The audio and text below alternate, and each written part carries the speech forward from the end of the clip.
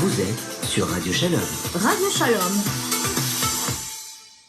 Et nous sommes en ligne à présent avec le docteur Hardy. Bonsoir, docteur Hardy.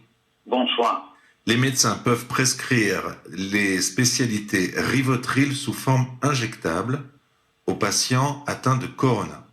La prescription a pour objectif la prise en charge palliative, c'est-à-dire sans soins actifs, de patients confrontés à un état asphyxique et ne pouvant pas être admis en réanimation et pour lesquels une décision de limitation de traitement actif a été prise. C'est pas simplement ça, c'est que ça peut être prescrit sur une simple ordonnance à n'importe quel médecin, et le décret précise aussi, en fin de décret, lorsqu'un établissement d'hébergement pour personnes âgées est limité, dépendante, les EHPAD, cet établissement dispose d'une pharmacie à usage interne, celle-ci peut se le procurer pour l'injecter. Le patient à qui on administre une forme comme ça de, je répète le mot, Rivotril sous forme injectable, on sait ce qu'on fait. S'il n'a pas de respirateur, on sait qu'on est en train de le noyer. Est-ce que moi, qui ne suis pas médecin, j'ai en grande ligne résumé ce que vous dites? C'est pas résumé, vous avez dit exactement de quoi il s'agit. C'est pas un résumé. Il faut retourner la question. Quelle conclusion vous tirez de cette information que vous nous donnez? Moi, personnellement, en tant que médecin, en tant que juif, je suis resté effondré. J'en ai fait part à d'autres amis, médecins, chirurgiens, anesthésistes, pharmaciens. Tous ont eu la même réaction. Inouïe, incroyable, terrible.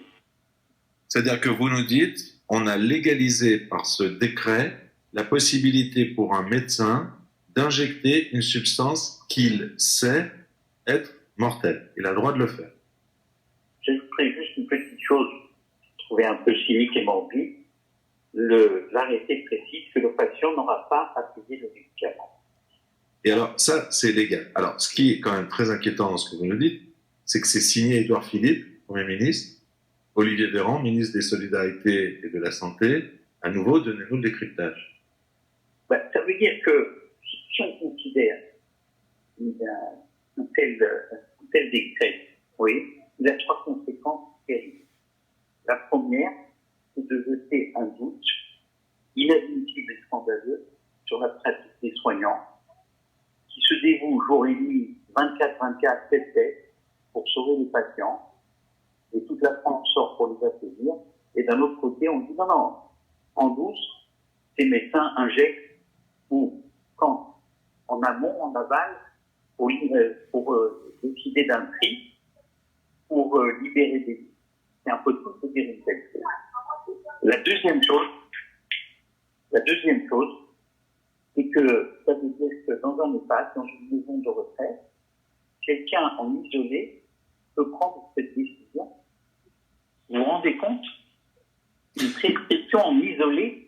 En isolé, c'est-à-dire qu'un médecin seul peut décider, en fait, Voilà, de mettre un terme à la vie de quelqu'un. C'est des phrases qui sont extrêmement graves, hein.